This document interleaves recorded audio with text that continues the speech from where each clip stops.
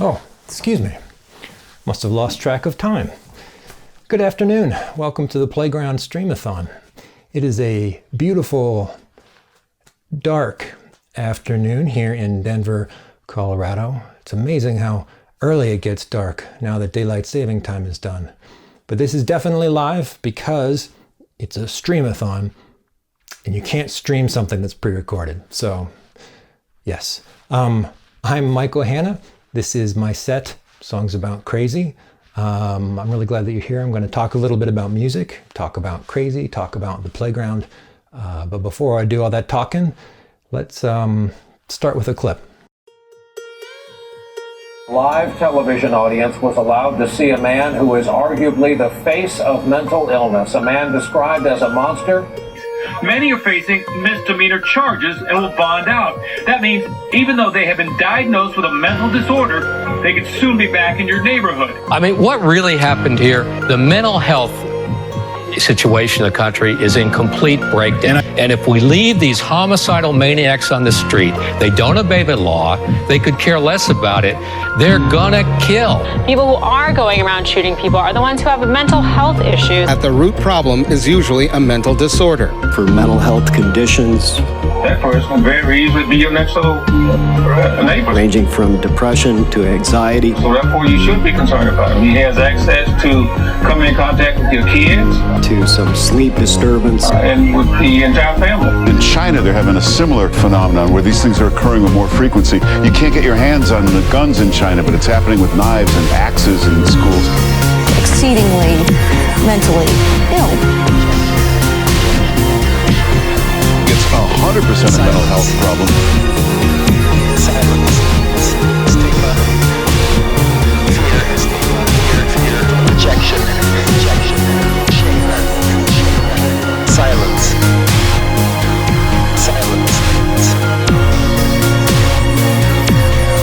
As they say, you can never fully defend yourself against a madman. It's impossible.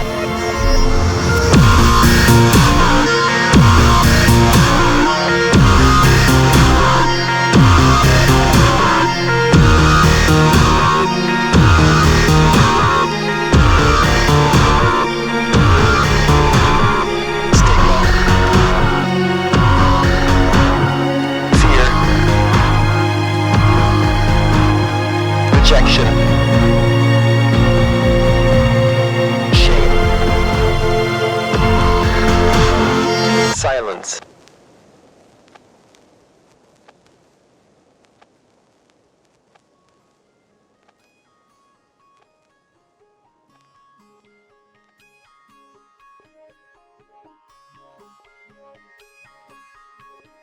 In a high school classroom with 30 students, 15 will develop a mental illness in their lifetime. 7 have a mental illness that has already emerged. And 3 have attempted suicide. This is real. This is relevant. This is important. This is your brain.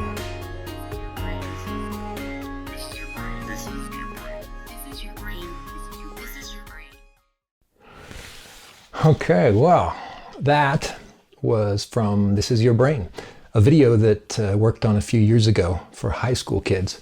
I've got a little bit more that I'm going to play from that for you later, and I'll talk a little more about it if I have some time. But this is the Playground Stream-a-thon, so I need to say a few words about the Playground.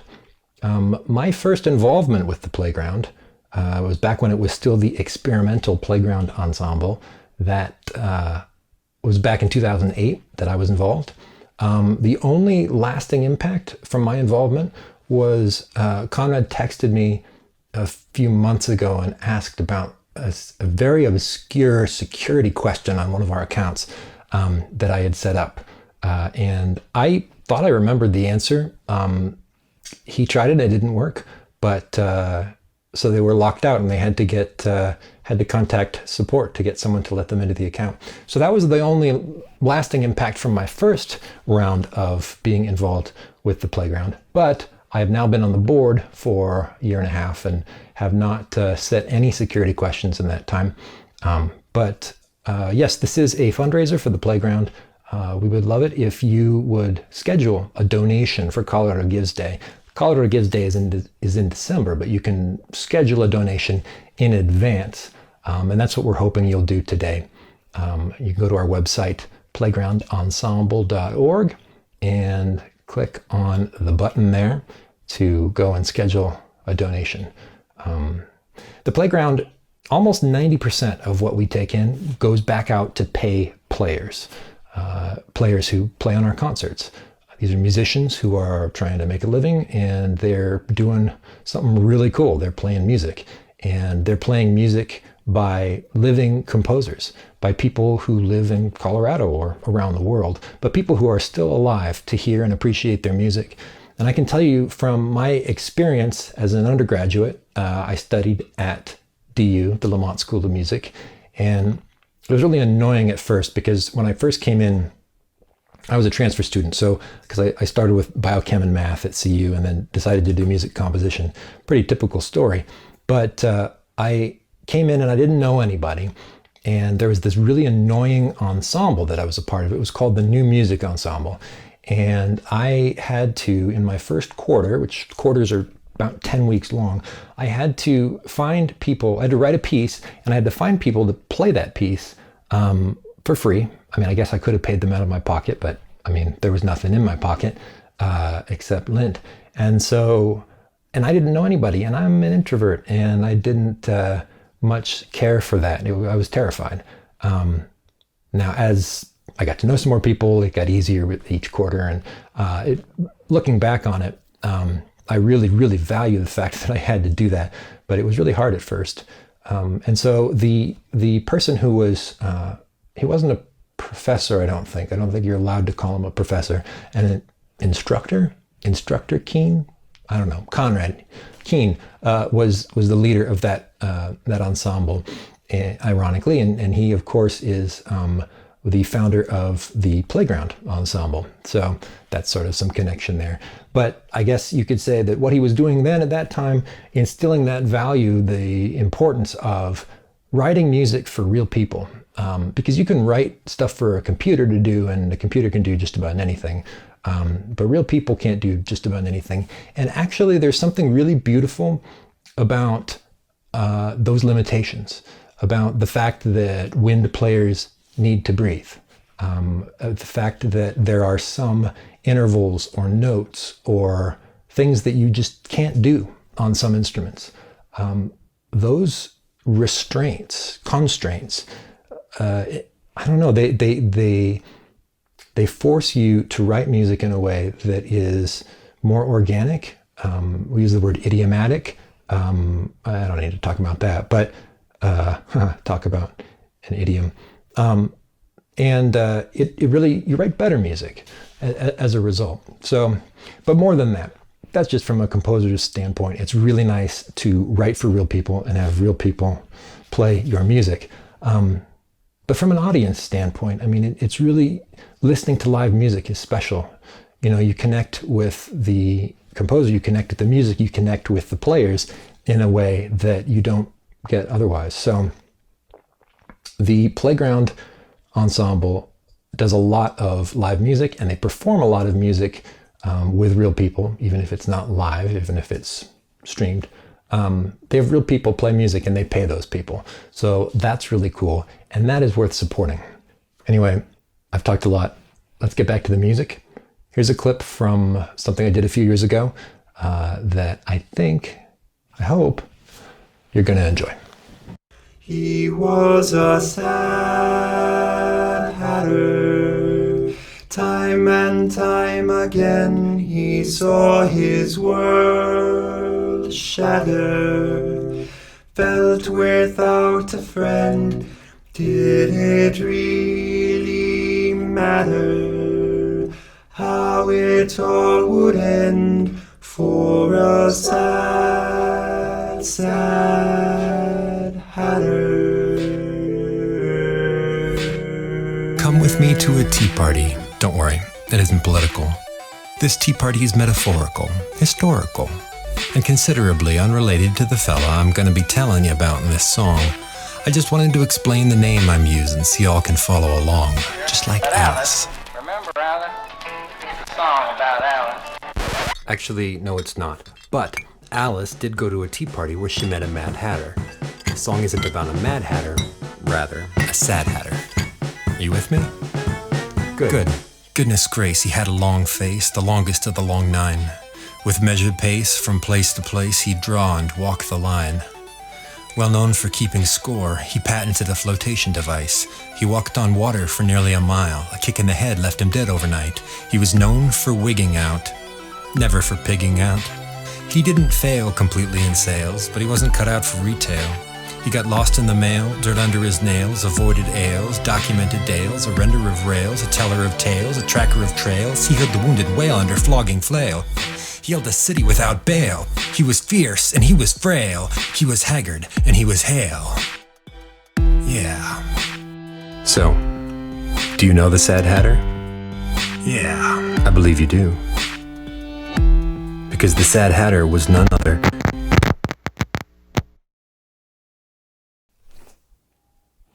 Oh no, you'll never know. Just kidding.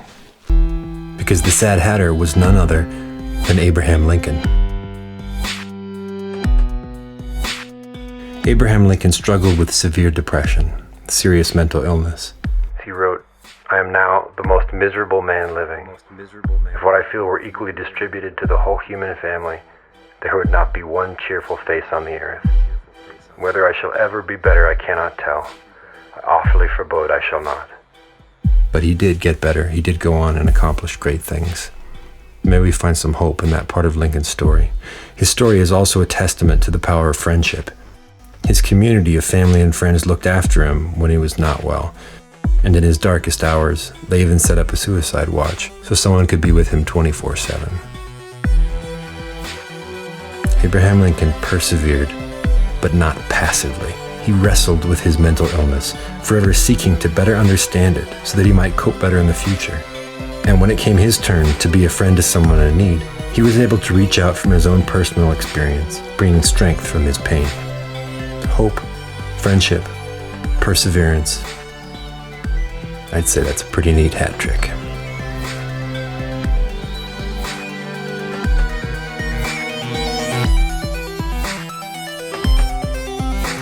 He was fierce, and he was frail.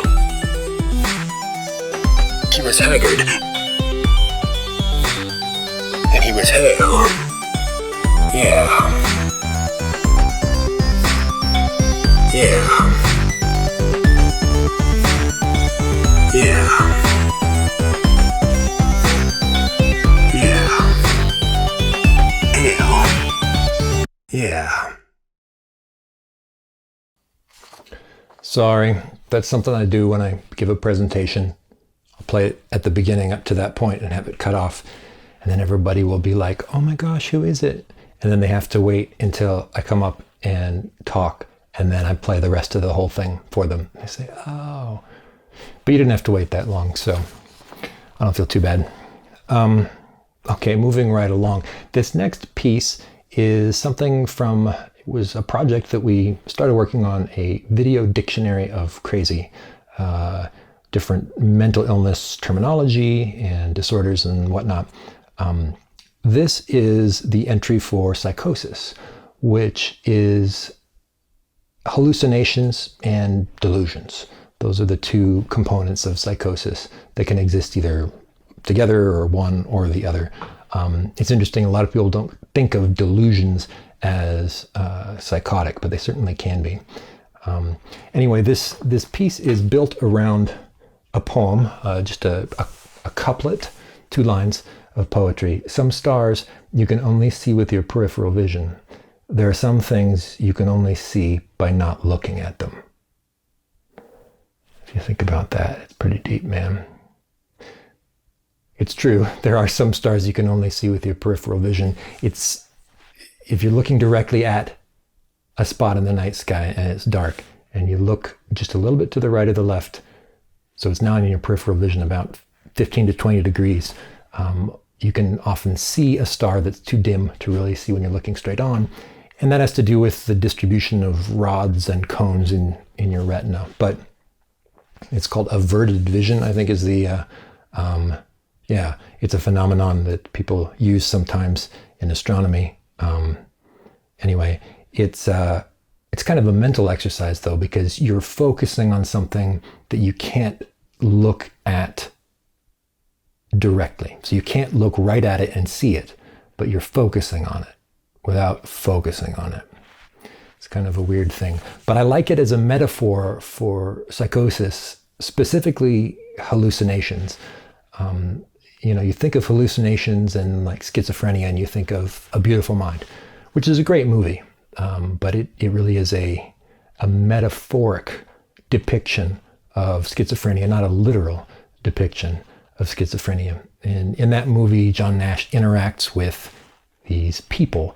They are actual people that he can touch and talk to, and they talk back to him, and he can, it's like there's someone in the room that only he can see and only he can talk to. And quite often, I suppose there are some hallucinations that manifest like that, but quite often, especially with auditory hallucinations, it's much more ethereal.